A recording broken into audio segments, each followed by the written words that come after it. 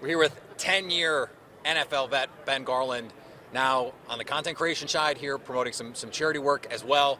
How did you get into the content creation game? We just saw like a missing opportunity in the market. I mean, doing the Wingman 63s, our company, and so we started this year, and we're really proud of it.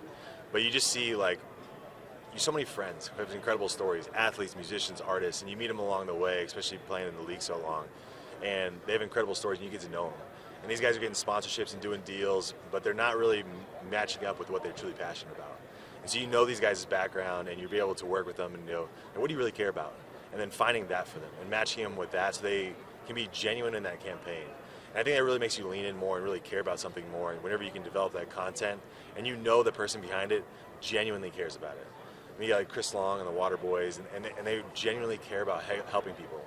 And so with that and our foundation, we really try to make a difference as a big part of it too. So we want to give back and make sure every campaign we do does something. So with every athlete or artist or musician we work with, we make a donation in their name.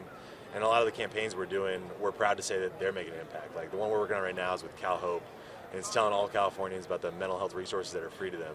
We're finding these guys that genuinely care about mental health and those issues, or have had issues of their own.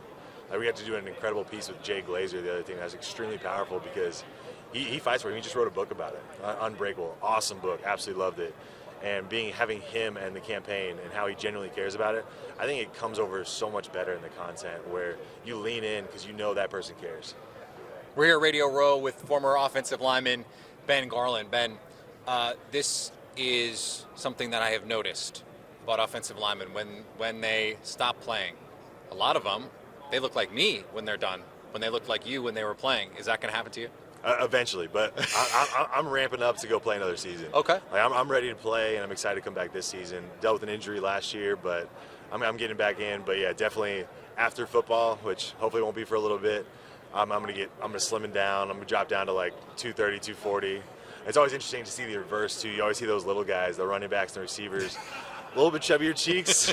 They're eating the same way, but they're not putting the same amount of calories and output, and you see them blowing up a little bit. So are you the kind of guy that has to like pound the calories to maintain? Unbelievable amount, like force extra food all the time in order to maintain my size. And so I remember the other day I didn't eat that much and I lost a ton of weight just from not force feeding myself like I usually do. So you through the charity work and I think the content creation have this impetus to help people. Who helped you along your journey? I definitely think that's inherent with all of us. I think there's some aspect of the human experience where we want to give back and you want to help others. And whenever you do, I mean, it means the world to us. And a lot of times it makes you feel better than the person you helped.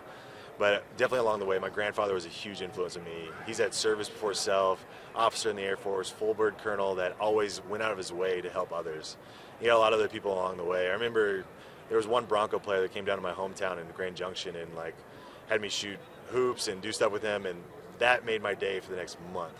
So now that I knew I had the opportunity to make a similar impact, 'cause he wasn't a big name guy, but a Bronco player talked to me, spoke with me, he was genuine with me, made a huge impact on me. So my entire career I've been trying to do 63 events a year in order to kind of make that investment and hopefully make a similar impact to some other kid out there. This has been something that you always get a different answer from offensive linemen when you talk to them about it. I've had this conversation with longtime Packer guard Mike Wall about these offenses now that just want to throw the ball. And you're Buffalo and you want to throw it 50 times, 55 times. And offensive linemen will say, okay, great, I'm moving backward 55 times. I did not get into this game to play it this way. So all of that is to say, how much of it from your standpoint is mental? Like, all right, you need to sort of like get us some work in here, get us a lather going. If you want us to pass protect, can we run gap a couple times? Can we run some power? Like, what is your stance on that? Run the ball. Run the ball. Establish the run. And I think when you do, I mean, a lot of coaches get it. I mean, Kyle Shanahan is my coach in Atlanta as offense coordinator and the head coach of the Niners. That guy's a genius. I think he understands football in a way that few do. And he said a lot of times his goal is to run it 30 times a game. That's his number. And I think when you run the ball and you establish that, it kind of changes the way the defense plays. But then you can play pass off of that, which looks exactly like the run, which changes the box. And then you can throw in the passes when you have to. But if I was a coach, I would never not run or play action pass. Everything's going to look like a run.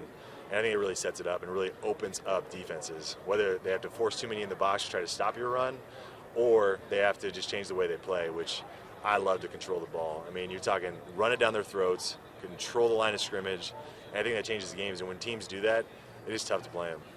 It is hard to argue as a Packers guy when I watched the 2019 NFC Championship game. One of my favorite games. Yeah, I can imagine it was. I mean, what is it like when you're in there and you're just like, do you get to a point where you're like, we're just these guys they're done. They're just they've given up.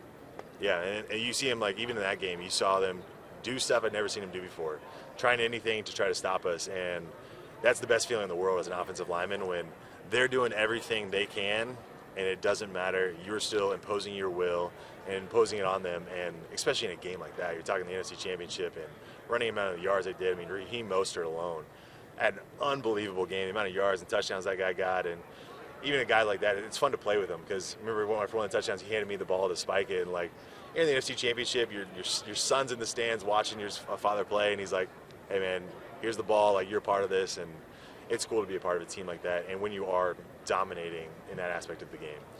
What makes Kyle special as a coach, as a play caller? I love his Friday meetings. And his Friday meetings, he elaborates on why he's calling what he does and how it's going to affect teams. And his accuracy is unbelievable. He'll show us a play and he'll be like, this play is not great. We're not going to get many yards in it, but 10 plays later, it's going to set up this, which is going to be an explosive play or pass that's going to be for 36 or 37 yards. And it makes you fight that much harder for the play he knows isn't great, we know isn't great, but what it's setting up later down the line is amazing. We actually have two coaches in this game who run a version of that Shanahan offense. What do you think it is about this offense that right now it seems like it's unstoppable when it's run correctly? I think it's that aspect that we talked about earlier. I mean, you're talking about establishing a run and then everything kind of looking similar. So you run a run play and then a play pass that both look the exact same. It forces the defense to hesitate for a split second, and this is a game of inches and split seconds, especially at this level. And so if you're hesitating, that's a couple extra yards. Those couple extra yards every play add up real quick, and then you control the time, you control the clock, and then you control everything because they're playing at you versus you having to adapt to what they're doing.